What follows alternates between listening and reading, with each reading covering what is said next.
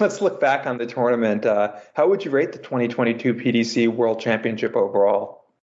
Well, this is another of our questions of the week that we've put out on Twitter as well, and we've done it in a rating out of 10. If you want to give it a rating out of 10, or if you'd rather grade it A, B, C or below, or whatever, then feel free to. But at the moment, it's 10 out of 10, the best ever World Championship. We've got 11% of our listeners going with that.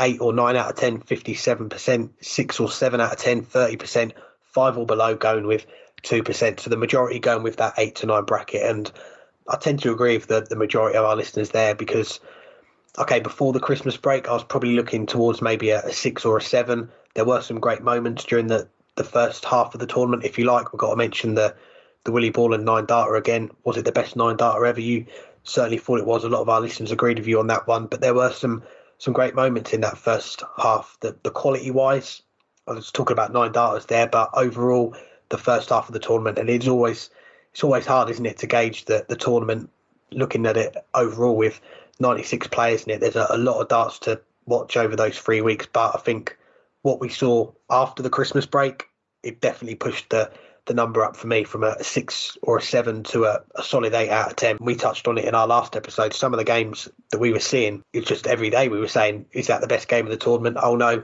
there's another one there. You had the Going Price, Kim Hybrecht's game, Rob Cross, Darryl Gurney, and of course, Michael Smith, Johnny Clayton, and even the last 3 days as well, the Going Price, Michael Smith, Callum Ridds, Peter Wright quarterfinals, the Peter Wright, Gary Anderson semi-final, and even the final. I know both players were disappointed with their performances, but I was looking back at the stats. Both had high 90s averages, 98, 99, 41, 180s between them, and some of the shots that we were seeing during the game, and as we've said before, the finish to the game as well from Peter Wright was outstanding. One of the best finishes, if not the best finish to wrap up a World Championship. That's one for Christopher Kempf. If someone's averaged more than 113 in the last 10 legs of a World Final, I want to clip and I want to watch that because that will be pretty special as well. But for me, I think what we saw after the break definitely pushes it up. And there were some great stories, wasn't there? As there always is from the World Championship. Florian Hempel with that big shock earlier, knocking out the fifth seed Dimitri van den Berg, but just how well he played in that game. Raymond Smith making the last 16, Alan Suter making the last 16. The big finishes he was pulling out to win some of the games, the 1-4-4 against Mensa, the 1-3-6 against Jose. And we should mention as well, Callum Ridds, the last time wearing the Weekly Darts Cast logo, getting to the quarterfinals, a great run for him as well. So yeah, for me, even though we had the three players pull out as well, which was a real shame and did detract from the tournament, I think the players, by and large, stepped up after the Christmas break and we were treated to a real feast of darts. And for me, I'm going to go with an 8 out of 10. Yeah, I might go 8.5 out of 10, but it's pretty similar to what you said there. And the big thing was not just after Christmas, but particularly after New Year. You mentioned the big matches that came through in the third round and fourth round for that matter. But there were also more than the fair share of disappointing matches over that week, as well as 3 matches that never happened due to COVID withdrawals, which we discussed on the last show.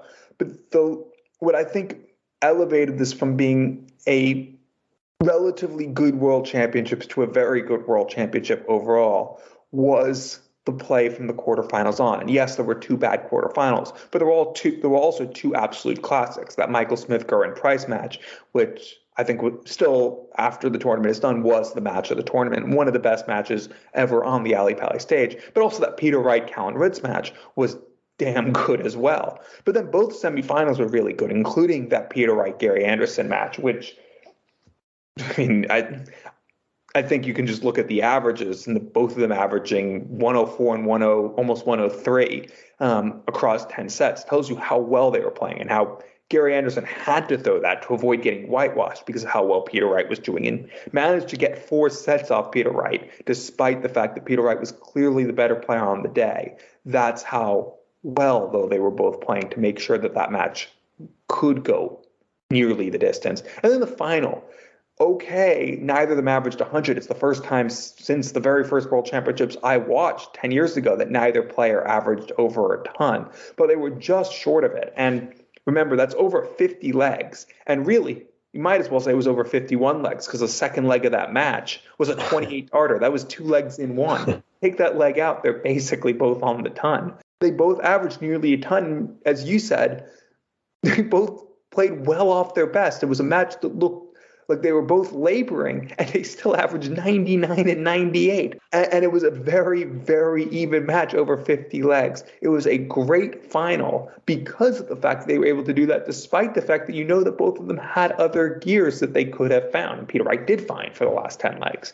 I think overall it was a very good World Championships, and we were treated over those last 3 days to the finish that we deserved. And I think it made up for the fact that there were a lot of matches prior to that, as there always are, but I think more so than normal. There were a lot of subpar performances and a lot of players who just couldn't find their top gear, just with everything going on in the world right now. But it was made up for over those final 3 days, especially those 2 quarterfinals, as well as both semifinals and the final.